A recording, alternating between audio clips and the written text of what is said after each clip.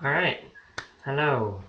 I'm Dr. Burns, talking about the science of studying today. So what psychology can tell us about what are effective and less effective studying techniques.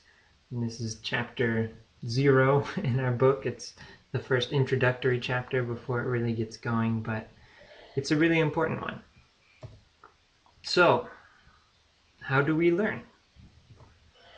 This has been a primary topic of focus in psychology for forever, basically. Behaviorists 100 years ago focused a lot of attention on learning, conditioning, and cognitivists and even neuroscientists today are still putting a lot of effort into addressing this question because it's obviously a very important one with lots of applications to everyday life.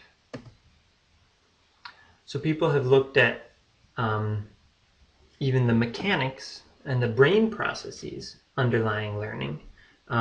So how do new connections form between different neurons, and how does that support the learning process? How does that decay with time? A lot of the more nuts and bolts of the learning.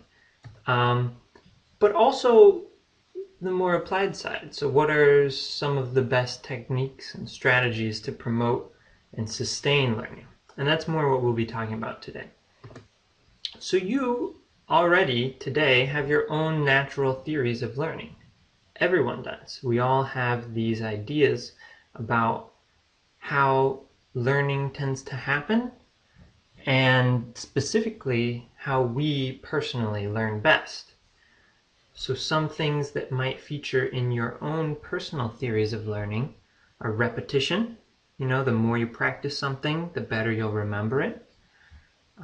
Things like learning styles have been very popular in the cultural imagination. Most of you probably have some label to ascribe to yourselves, that you're a kinesthetic learner, or you're more logical, rational, or auditory, or some of these types of labels that are floating out there. You might have done some practice with keyword kind of stuff, where you practice the vocab words, you notice whichever words were bolded or underlined in the text, and you make sure you define those. You might have used mnemonics before, different memory devices, like let's see, have you heard, please excuse my dear Aunt Sally, to remember order of operations for mathematics? Or, let's see, every good boy deserves fudge, helps people remember the notes on a musical scale. A variety of things like that. You might be used to learning primarily through passive listening, Hopefully that's not what you're doing right now, but it is kind of. You're just sitting at your computer listening to me talk, and that's the way a lot of learning in school goes. You just show up for class and you hope that the information will soak in from the teacher's words into your waiting ears. But a lot of what you think is probably wrong, because a lot of what everybody thinks is wrong. And it's amazing how much misinformation there is out there still about effective studying techniques, about how memory works, and about how best to use your time. So that's what this presentation is about. So the way you have always studied is very likely to be ineffective, and you are wasting your time. So let's make your time more useful. Let's see what the science has to say. So there's this great paper, Dunlosky et al., 2013, that talks about various studying strategies and the empirical support showing when they are effective, when they are not effective, as established from peer-reviewed studies, which is very important, because thinking about the techniques that should be most effective can often lead you astray. And you really need to do the experiment to figure out what really does work. So we're going to talk about this paper for a while here. So one of the first things they talked about is highlighting and underlining. And this is something I want to talk about because it's something that students tend to love. And we're not sure why. Because it fails miserably in all of the experiments. I mean, it doesn't hurt. You will not learn less by highlighting and underlining the text than you would have just by reading it alone. But the study shows that you won't actually learn any more. So the information that gets highlighted is remembered better. But that benefit is at the cost of what didn't get highlighted. And so in the overall tests of memory, people in the highlighting condition will perform better for some items and worse for other items, and it's a wash overall. There is no average benefit to highlighting or underlining.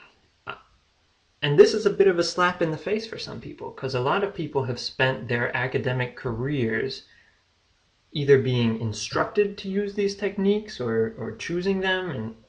And the hard thing is, they always feel like they work, right? So if you have chosen to use highlighting when studying for a test, and you do well on that test, you ascribe your success to the highlighting, even though it might not have actually helped you at all. And this is why we need experiments, because people don't do these experiments on their own. It would be extremely hard for you to try using highlighting on one test and then not using highlighting on the other test and see what worked better, because there'll be different tests, there'll be different material. It's really hard to control for all the variables. So we need science. We need controlled experiments. And unfortunately for highlighting, the experiments show no reliable benefit. If you have to continue highlighting because it's so ingrained in your psyche that you cannot stop, then please listen to this advice. Less is more. The more that you highlight on a document, the less useful any of your highlighting is. Limit yourself to at most one sentence or one line per paragraph, maybe even less than that. The more you highlight, the less informative any of the highlighting is. And put serious thought into what gets highlighted. So the more of an active role that you play in deciding what to highlight, in thinking about what is really the most important core piece of knowledge that deserves to get highlighting, well, that thought itself, just see I missed the word T on thought, please forgive me. That thought itself is really going to benefit your memory. The analysis of figuring out what are the most important pieces to remember, that's the part that is really going to help you. And highlighting it afterwards could, help you refresh that understanding if you look back at it later. But don't just go along highlighting the concluding sentence of every paragraph or some kind of more automatic strategy such as that, because it's really not going to help you. And spend time thinking beyond the text. So this is one of the biggest failings of highlighting, is that it limits you to the printed word, right? You spend all of your time thinking about how the specific words that are down on the paper relate to one another and which ones are more important than the other. But when studying, when trying to understand a new topic, you need to go beyond the printed word. You need to make inferences based on the material that you read. You need to draw conclusions. You need to analyze the assumptions that the author is making and generate your own criticisms of those arguments. And so if you choose to use highlighting, be sure to save some of your time for something like this, to not just limit yourself to what is in the book, but think about what you can learn from what is in the book to move beyond it. So what else is on the bad list? Rereading. This is another favorite topic or favorite strategy of students. And again, it doesn't hurt. But if you look at what is the most efficient and effective use of your time, this is most definitely not it. If you go back and read through the chapter again, it will raise your scores based on compared with, watching TV instead, but not by that much. It's really not that beneficial to sustained and deep learning. Similarly, there's something called keyword mnemonics, where you're using different memory strategies to remember important words and definitions and lists of things. And it can be very useful for specific material, like remembering the names of things. We already talked about some in mathematics. There's another one called SOHCAHTOA to remember some trigonometric identities. I'm sure there are lots of them for something like anatomy and physiology, when you have to remember the lists of the names of a bunch of different muscles and body parts and things like that. But in general, it's not a very useful strategy for most types of subject matter. It's not very generalizable to deeper, more abstract content. And in general, it's really slow. So if there are already some pre-built mnemonics out there, like SOHCAHTOA, or Please Excuse My Dear Aunt Sally, or the one about the planets that now has to be modified because Pluto's no longer a planet, those can be very useful. But if you have to generate them yourself, that can be a very time-consuming process that could lead to wasted time. And that time could be better spent using a different studying technique. Something else that is employed a lot of times is mental imagery. So trying to picture how things connect to each other, or invent some kind of pretend scenario that combines various topics, various relevant issues. And similar to mnemonics, it can be very powerful in certain situations. If you've ever seen a video about those memory athletes who can remember the order of an entire shuffled deck of 52 cards after studying it for only a minute, or ridiculous mental feats like that, they use a lot of these kinds of techniques. One is called the memory palace, and you're walking through these rooms, and it can be very useful for ordered lists of simple facts. But in school, you are hopefully being required to learn and understand much more abstract, much more complex, much more difficult to visualize topics.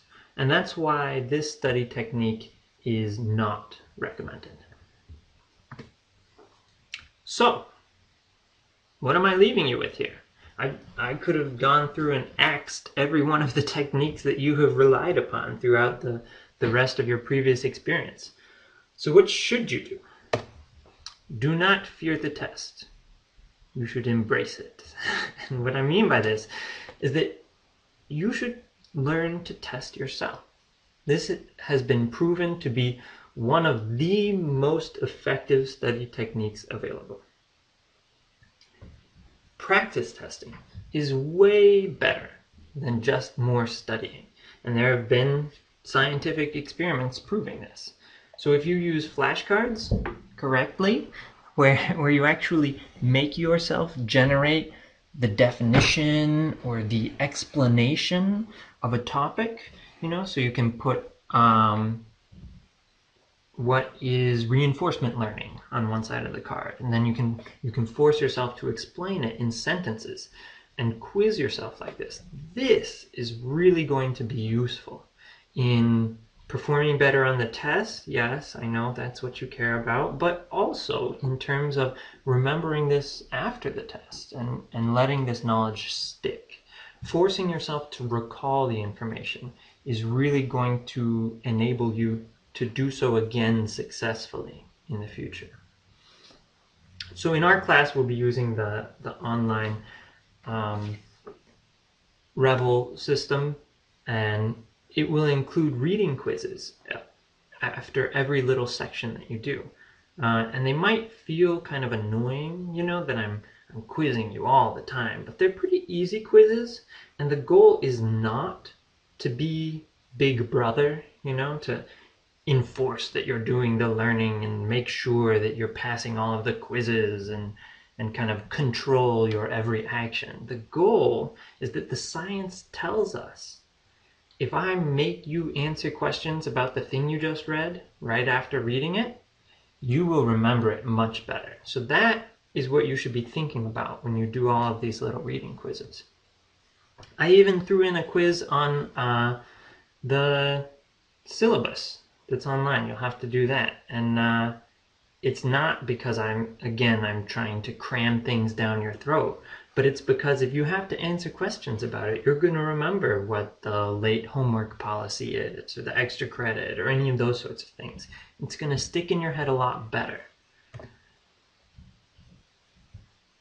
So something that you could use to benefit from this on your own, instead of me kind of forcing you to do something like this, is there's usually supplemental resources in any textbook you have, or often there will be an online component that you can access through the textbook publisher that has sample quizzes. At the end of the chapter, there's often lots of little questions you can ask, and students by and large tend to ignore those and skip those and just treat those as extra pages that they won't have to worry about ever.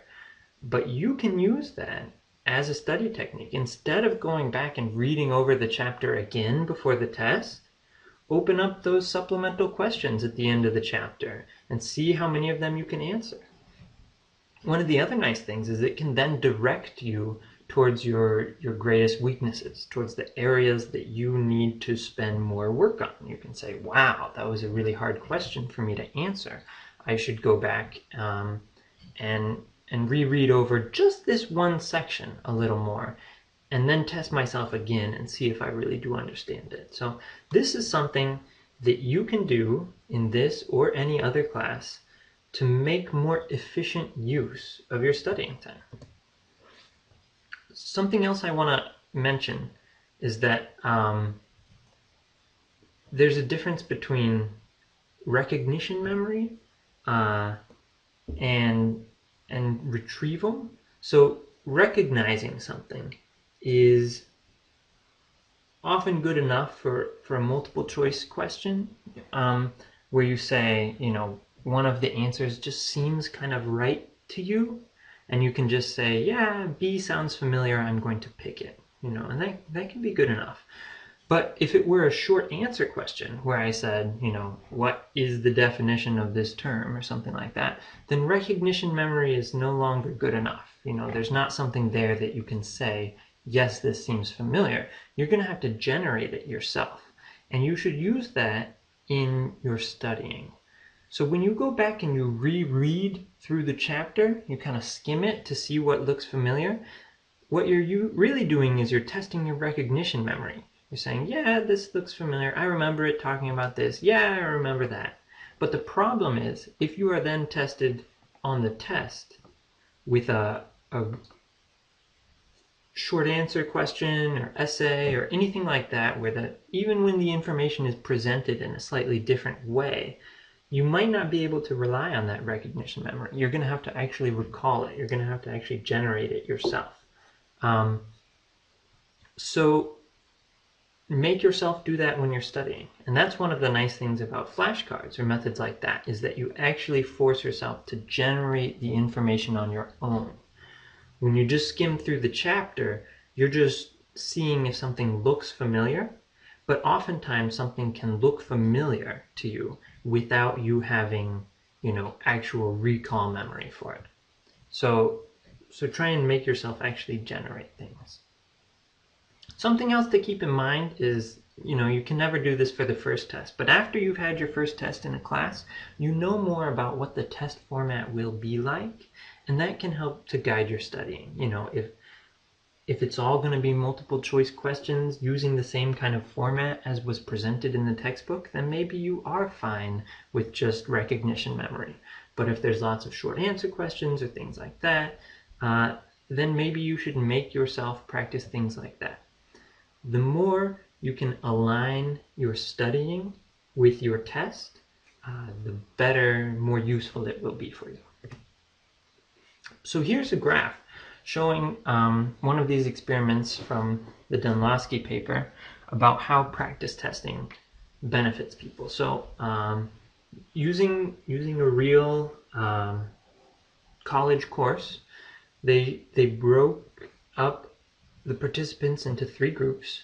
One in which there was no extra practice, one in which there was students were told to go back and spend more time studying stuff, and one in which students had to give themselves a practice test. And you can see here that the practice test helped students much more than just going back and studying more, even though they spent the same amount of time working on practicing for that test. But making themselves actually answer questions was far more effective than just going back and studying. And you can see that that applied not just for the repeated questions on the left there, where the practice test questions were actually very closely aligned to questions used in the final test, but also for new questions, for questions that weren't specifically asked in the practice tests. Students who had been forced to do this kind of testing got more benefit, even with new questions that weren't presented, because it just establishes a different kind of learning that is much more beneficial for people. And I've got a couple other proven strategies too. From the same Dunlosky paper still, distributed practice I call the anti-cram. So the same amount of studying is much more effective if spread out. So doing 6 hours of studying the night before is not going to help you nearly as much as doing 1 hour of studying each of the 6 nights before. That will be far more effective. And plus you'll get better sleep, you'll be less stressed out, there are lots of benefits to this. So here's some data where a particular college was changing around their course delivery such that a previous course that used to take 6 months to complete was then being accelerated into an 8-week program, kind of like what we're doing here in this class, an accelerated intensive program. And you can see that it was bad for students. So students who had 6 months to master the material did much better than those who only had 8 weeks, even though presumably the same amount of work went into the course. There was the same amount of instruction, the same amount of homework, the same amount of everything. It was just condensed into an 8-week period instead of a 6-month period, and it hurt them. And the same is true of your studying. Another effect is that differences are especially strong in terms of the durability of your learning. So in this experiment, they gave people 6 different practice sessions, and that's what the x-axis is there at the bottom. And there were 3 different groups. The circle group was given all 6 practice sessions in the same day, right, back to back. The square group was given them on 6 different days.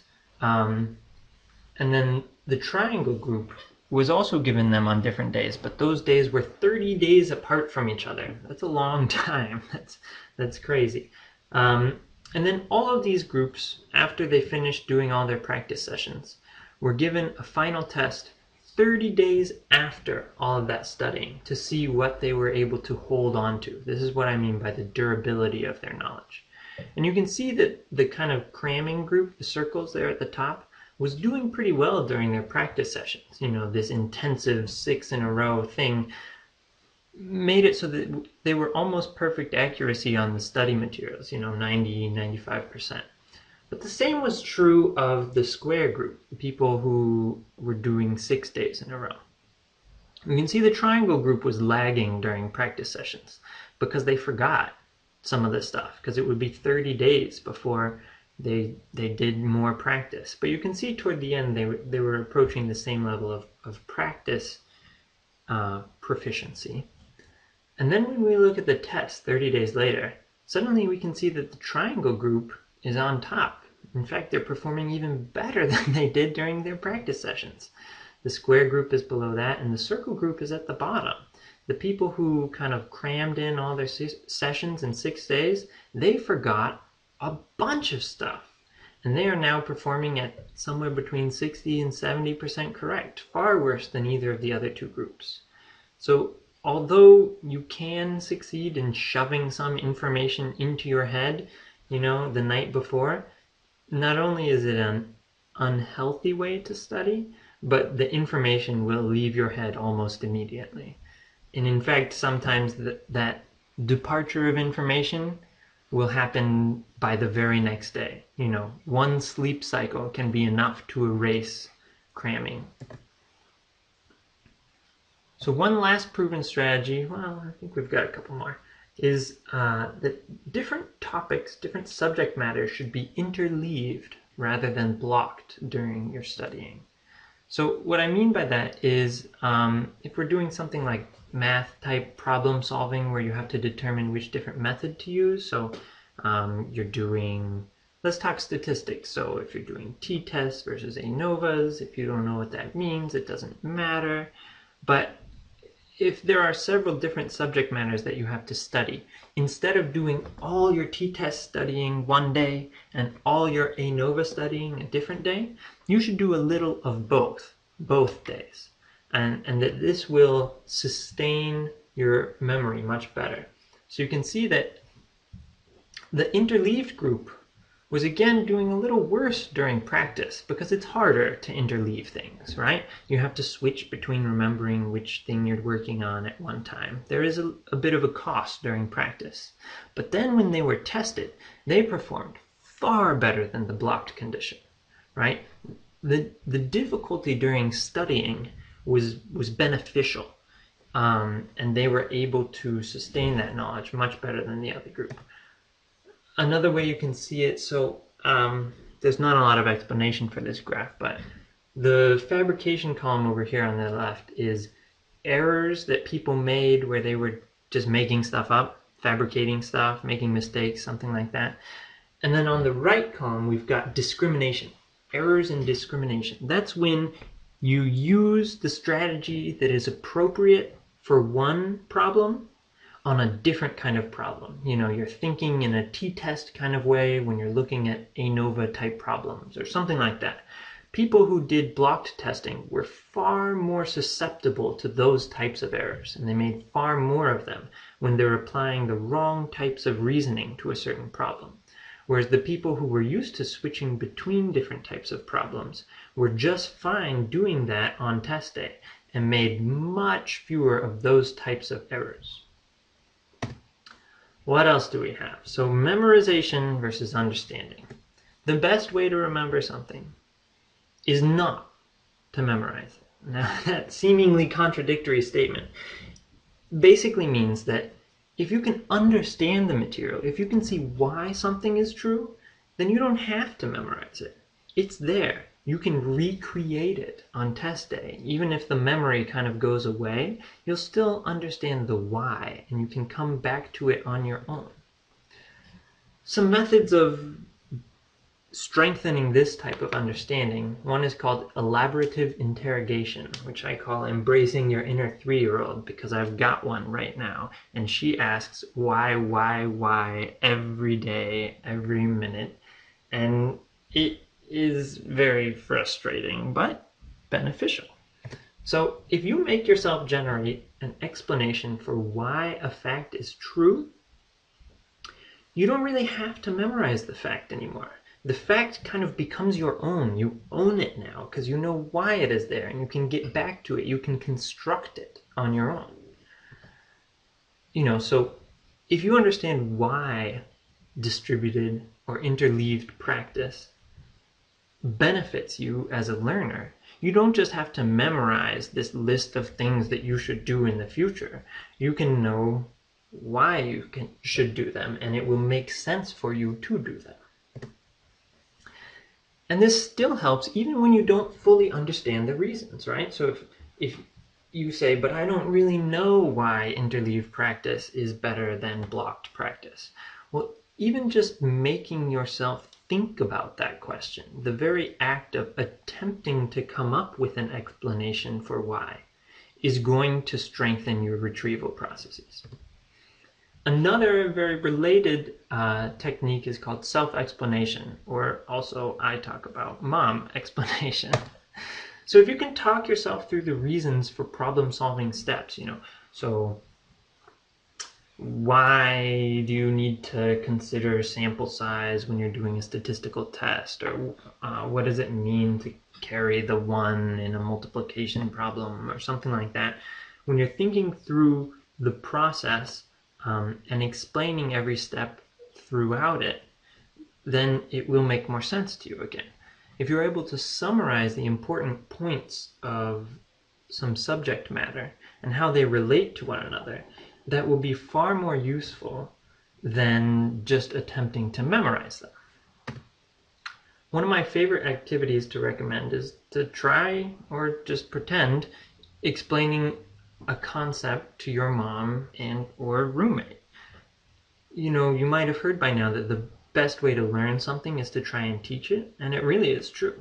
If you try to actually explain one of these things that you're trying to learn to someone else, it will force you to confront all of the reasons you don't fully understand, all of the kind of missing steps in logic, and it will allow you to kind of construct it for yourself. So you're not just taking someone else's word for it anymore. You kind of have your own personal story about why this thing is true or how it makes sense. And that is far more beneficial than attempting to memorize. If you can get the material, you don't need to memorize it. So now, before we sign off, I want to talk a little bit about learning styles. So learning styles might not actually be a thing. So for our discussion here, let's be specific. There's many different flavors of learning styles, and let's just focus on auditory versus visual, which is one of the most well-known, well-researched kinds of dichotomies that exist out there. We could talk about kinesthetic, or more artsy versus sciencey, or all of these different things. But let's take the most standard categorization for our example here. Let's talk about the specific claims of learning style theory. Claim 1 is that individuals differ in regard to what mode of instruction or study is most effective for them, right? So an auditory learner does better listening to the sound of my voice, a visual learner does better reading the textbook, things like that, okay? That's one claim. Another claim is that matching instruction style to learning preference delivers optimal learning for the student, right? If you are an auditory learner and I teach using auditory methods, you will learn better. And if you are a visual learner and I teach using visual methods, then you will learn better in that case. And crucially, a third claim is that these claims are independent of content matter. So it's not that geometry is a visual subject matter, and music is an auditory subject matter. The strong claim here is that independent of subject matter, some students will always do better with auditory presentation. Other students will always do better with visual presentation. All right, so let's see how these claims stand up to empirical evidence. What does the science say? So Pashler et al., a very famous, reputable memory researcher, wrote a review article about learning styles for a journal called Psychology in the Public Interest about 5 years ago, 7 years, I guess now, and found that students have definite, reliable preferences, right? If you ask them what kind of learner they are, they will tell you. And if you do these little tests to figure out what kind of learner they are, it will be reliable. It will agree with what they think, and if you try it again, it'll be the same. But there is little to no empirical evidence for any of these previous claims, right? But you might be wondering, you just told me about these definite and reliable preferences. Well, yes, preferences. But just because you prefer something doesn't mean that it actually is better for you. People are wrong about themselves all the time. This is something we find consistently in cognitive psychology. People think they know themselves, their own preferences, their own techniques, their own limitations, and they are wrong a lot of the time. So in order to try and get better evidence, so what we're saying here is lack of evidence, not necessarily negative evidence, and that's an important distinction to make. So someone else set out, Rogowski and a couple other collaborators, just this past year published a very carefully controlled experiment in which they tried to do the most kind of perfect test of these three simple claims that could be done. So they've tested people's beliefs about what kind of learner they were, and then they tested to see if they were correct, right? So if you think you're an auditory learner, are you actually better with auditory presentations than visual ones? They tested to see if teaching style, matching learning style was a benefit. They tested to see all of these sorts of things with very carefully controlled randomized studies. And what they found was that preference does not equal aptitude. So if you have a preference for auditory material, that does not mean that you are better with auditory material. In fact, it turned out that people who said they were visual learners, who had a preference for visual learning, turned out to also be better learning with auditory materials than people who said they had an auditory preference. That preferences did not correlate to aptitudes, to actual strengths. And furthermore, matching the instruction style to those preferences gave no benefit. So why am I presenting this stuff? This is not definite evidence that, this is wrong or that it's harmful or that you're going to screw people up by talking about visual versus auditory. Just like how highlighting your text doesn't make you remember things worse than not highlighting your text, but it's an inefficient use of time. So rather than highlighting, you should do flashcards. You should do some kind of practice testing that will work way better for you. And rather than spending time focusing and thinking about learning styles and auditory versus visual, you should think about the content material. You should explain things to yourself. You should think about how you can understand the material best. And this modality-specific style question appears to be a distraction based on the current evidence and is something that we should spend less time talking about, and we should spend more time talking about these proven methods for how to improve your memory of things. So that's my quick presentation, and I hope that you will use this information to study smarter so that you can remember more of what you want to be able to remember, and so that you can just make more efficient use of your time, right? So that there's more time for not studying, because I know we all love that.